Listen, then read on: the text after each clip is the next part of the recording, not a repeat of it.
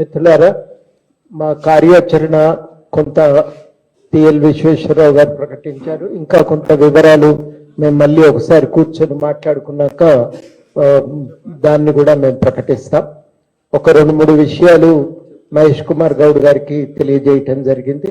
ఇవాళ తెలంగాణ ఉద్యమకారులు ఒక గుర్తింపు కోసం వాళ్ళు ఆరాటపడతా ఉన్నారు. కాంగ్రెస్ పార్టీ కూడా గుర్తింపు ఇస్తానని హామీ ఇచ్చిన సంగతి ప్రపంచానికి కూడా తెలుసు. దానికోసం కొంత సత్వరం చర్యలు తీసుకోవాలని కోరినాం. అదేవిధంగా నిరుద్యోగ సమస్య పరిష్కారం విషయంలో కూడా కొంత సీరియస్ గా దృష్టి పెట్టవలసిన అవసరం. ఎందుకంటే పిల్లల్లో ఒక అలజడి ఆందోళన ఉంది. దాన్ని దృష్టిలో పెట్టుకొని కొంత వేగంగా కార్యాచరణ ఒకటి తీసుకోవాలని చెప్పి కూడా సూచన చేసినాం.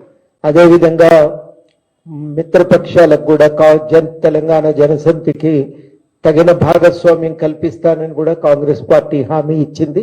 ఆ భాగస్వామ్యం విషయంలో కూడా వేగంగా చర్యలు తీసుకోవాలని మేము వారిని కోరటం జరిగింది.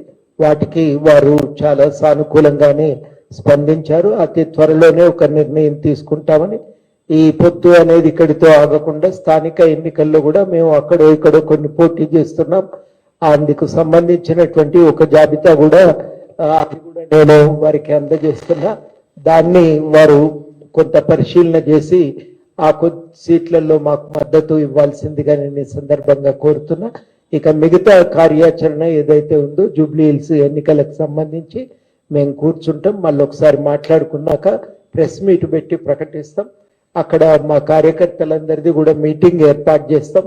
ఏర్పాటు చేసినాక ఇంకేమేం చేయాలనేది తప్పకుండా అక్కడ నిర్ణయం చేసుకుంటాం. సమిష్టిగా జరిగే మీటింగ్ లో నిర్ణయం చేసుకుంటాం.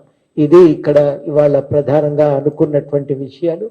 మీ అందరు కూడా ఈ పత్రికా సమావేశానికి వచ్చి సహకరించినందుకు మీ అందరికీ పేరు పేరున కృతజ్ఞతలు.